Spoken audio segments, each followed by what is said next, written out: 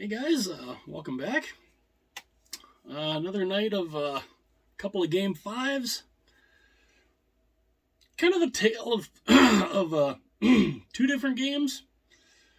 One game where again the home team wins, and then another game that was kind of bonkers, just like every other game of the series, kind of nuts, with some big time controversy, which I will probably do a separate video on also, because this one's, oh, we'll get to that. Talking the Rangers and the Hurricanes.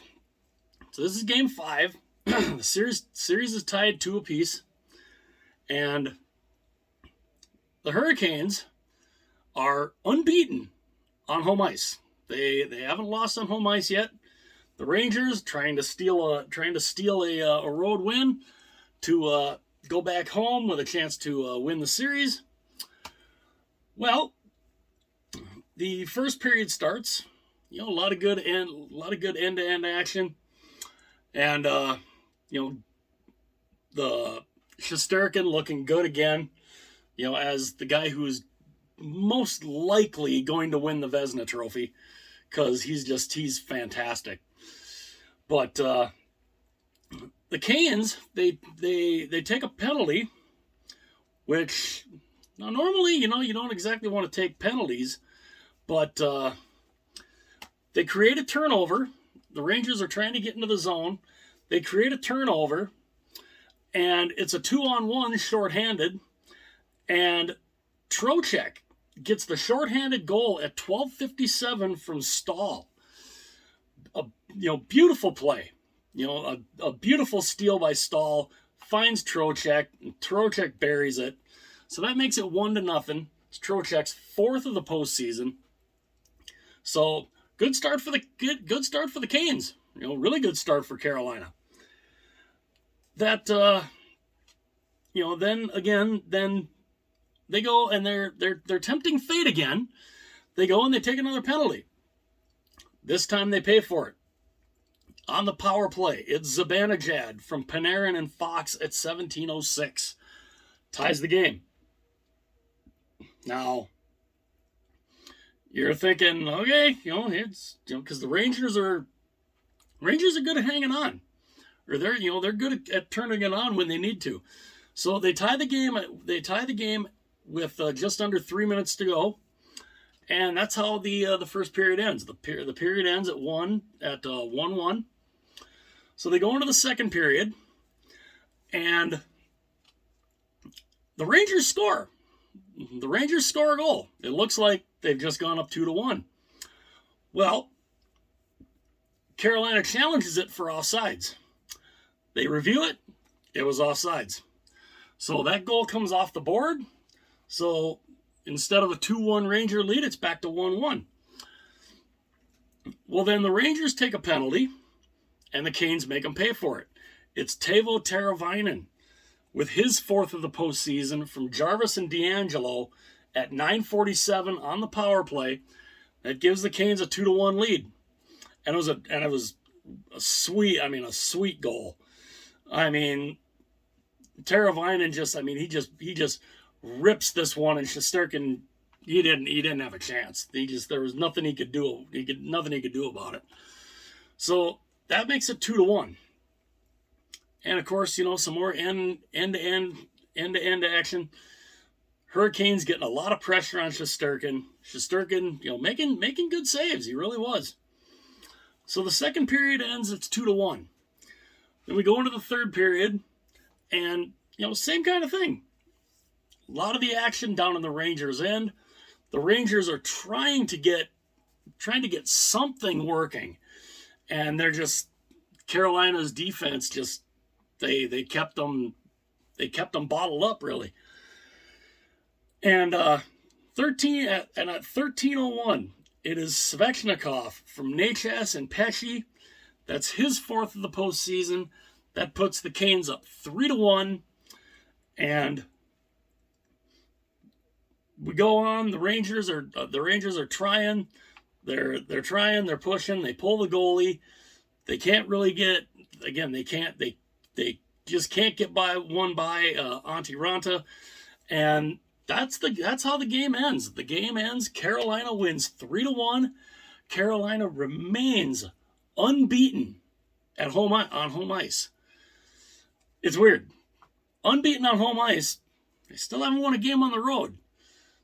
If they want to put this series away, they are going to have to go to Madison Square Garden and find a way to win a road game if they want to advance to play the Tampa Bay Lightning. So the Canes win 3-1. They go up 3-2 in the series. The Shots favored Carolina all the way. It was 11-5 Carolina in the first, 10-5 Carolina in the second, 13-7 Carolina in the third, for a total of Carolina with 34, the Rangers with 17. So they literally doubled them up in shots. The power play, both teams went 1 for 2. And the Canes, of course, had a shorthanded goal. The saves, Shesterkin, he had a decent game. He really did. He didn't do bad at all. He stopped 31 of 34. That's, it's not bad. It's respectable. A lot of times that's enough to win. But Raanta stopped 16 of 17. So I mean, Carolina only playing awesome defensively, only holding the Rangers to 17 shots. That's pretty darn good. So, and the 3 stars, according to the app, were Trocheck, Svechnikov, and Pesce, which, Svechnikov, you can't really, there's nothing really wrong with those, with those particular 3 stars. I think they made the right play on that one. So they go back to New York for Game 6.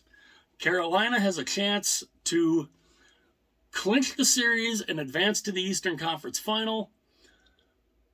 But they have to win. They have to do something they have not done yet this postseason. They have to win a road game.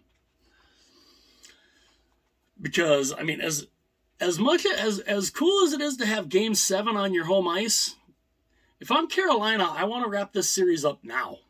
I want to finish it in Game 6. We saw the Rangers come all the way back from 3-1 against Pittsburgh and win the series. And they were behind in every one of those games, games 5, 6, and 7. So if I'm Carolina, I want to end this in Game 6. We'll see if it happens. So now on to the crazy game. But then again, what game in this series hasn't been crazy for the Battle of Alberta? And shockingly, there were no goals within the first 30 seconds. It was amazing. Both teams, they first period there wasn't a lot of it wasn't as open. That wasn't as wide open. They were actually more defensive orientated in that first period. It was surprising. It was like wait, what's going on here? 2 high-flying teams, and they're all of a sudden deciding we're going to go into a defensive shell. So there's no score within the first 10 minutes. But Mangiapane at 10:13 gives the Flames a 1-0 lead from Coleman and Backlund. That is his 3rd of the postseason. So, good start for Calgary. Calgary who's trying to keep their series alive here. Because they're down 3-1. So they're trying to stay alive. So first period ends, it's 1-0. And we come into the second period. Now the craziness starts. It wasn't too crazy though right away. But the second period was, we had a total defensive battle in the first period. Yeah, not in the second.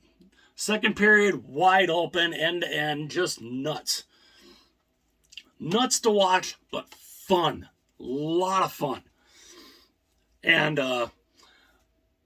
Backlund at 5:41 gives the Flames a 2-0 lead from Stone and Coleman.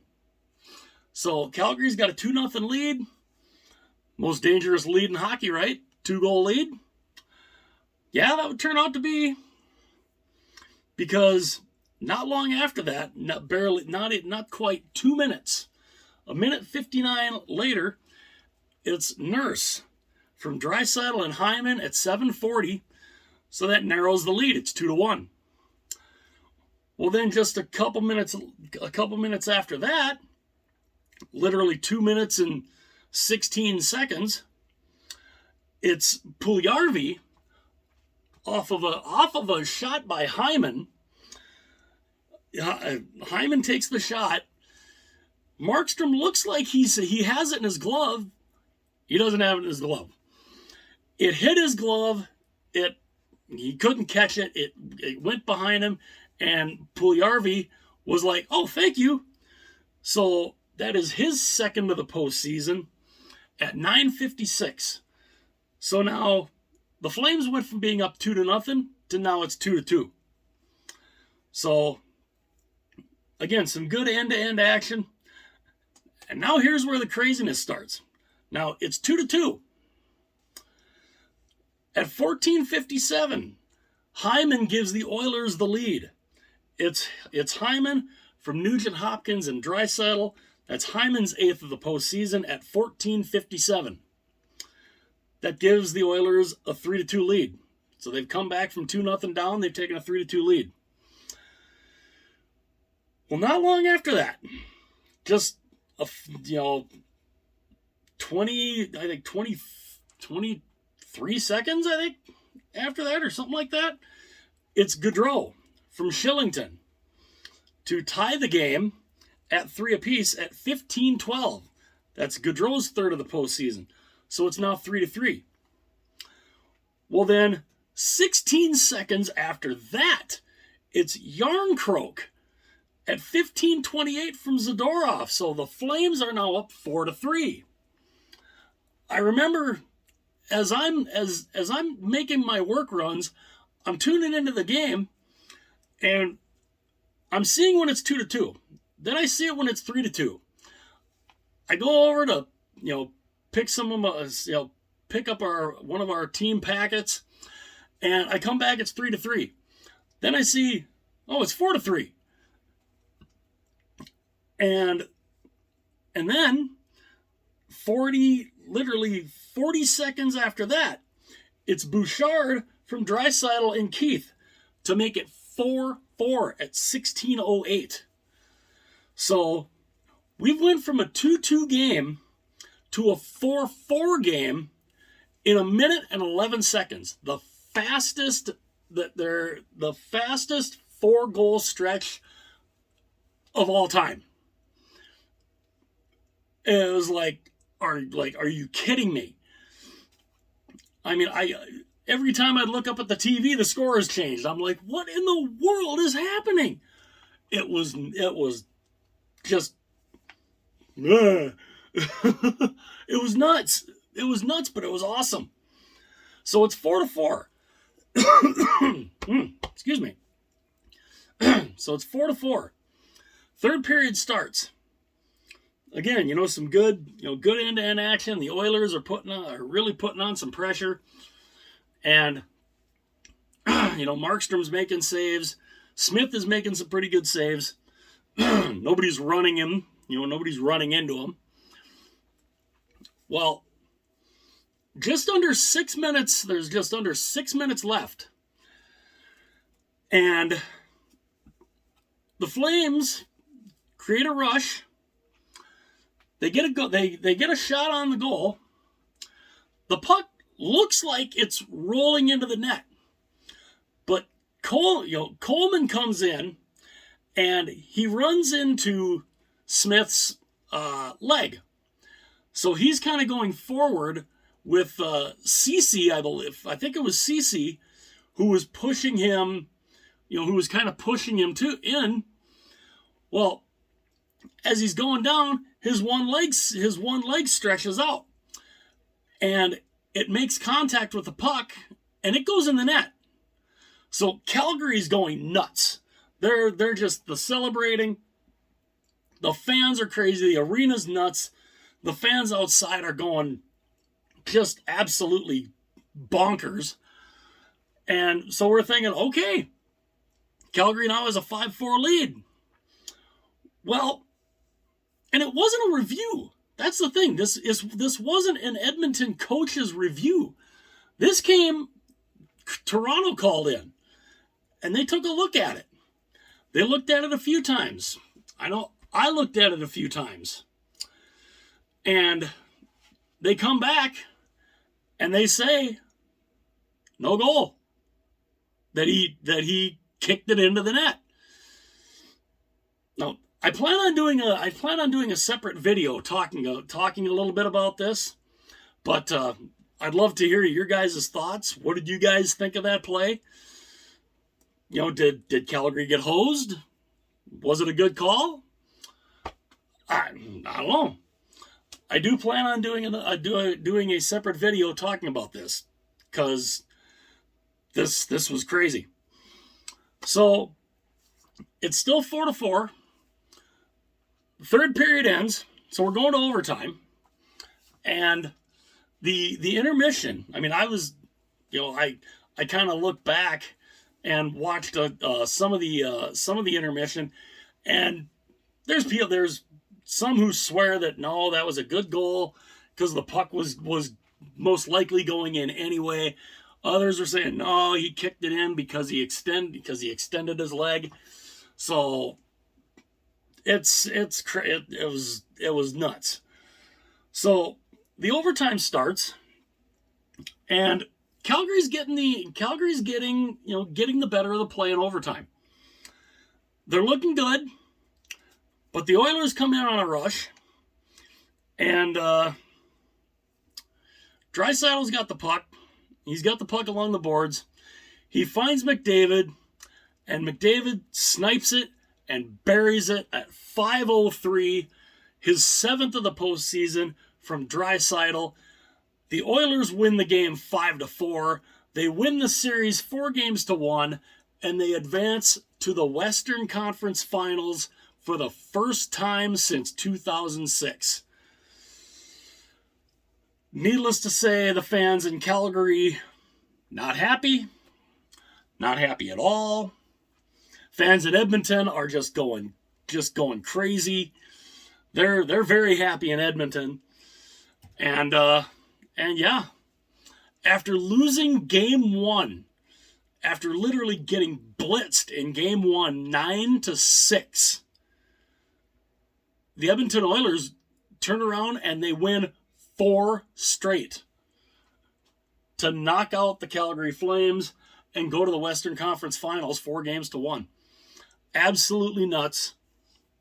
And like I said, I'll go more in depth into the controversy when I do the separate video for that. But so, and again, it's McDavid. Who else? I mean, who else would be in on that play? The power play is not a lot of penalties. The Oilers went 1 for 1. Calgary went 0 for 2. The shots ended up flavoring. The shots ended up favoring Calgary. In the first period, though, it was 6-5 in shots in favor of the Oilers.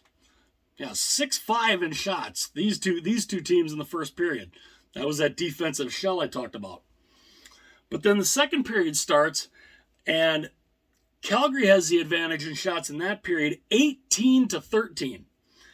And then the third period, it was Edmonton had the advantage in shots there at 14-7.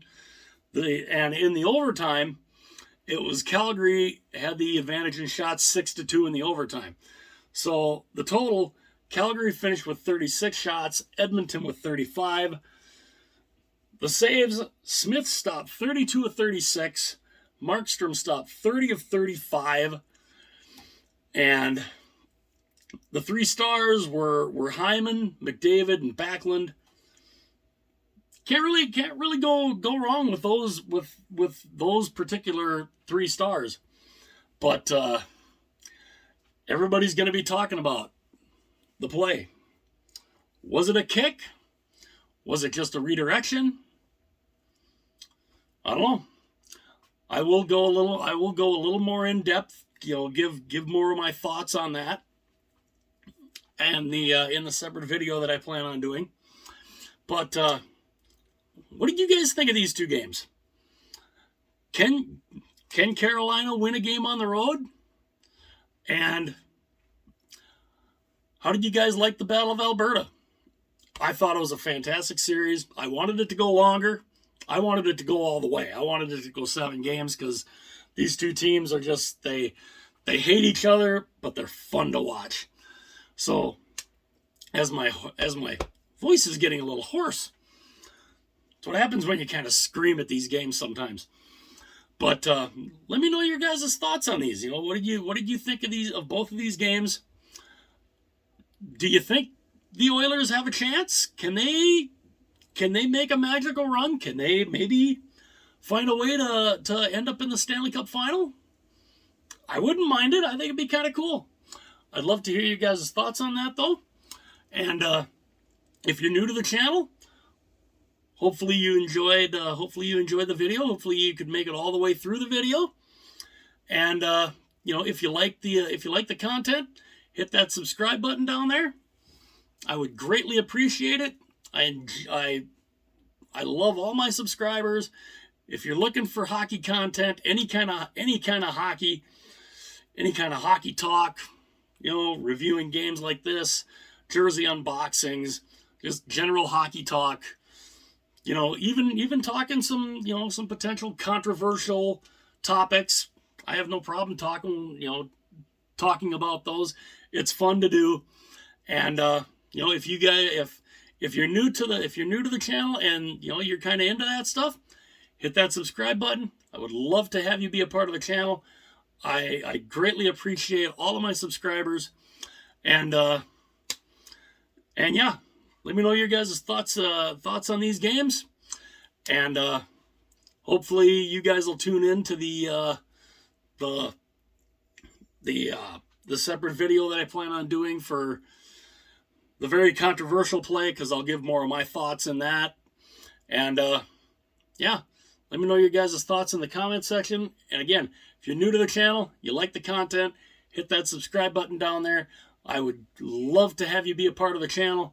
And I'll talk to you guys again soon.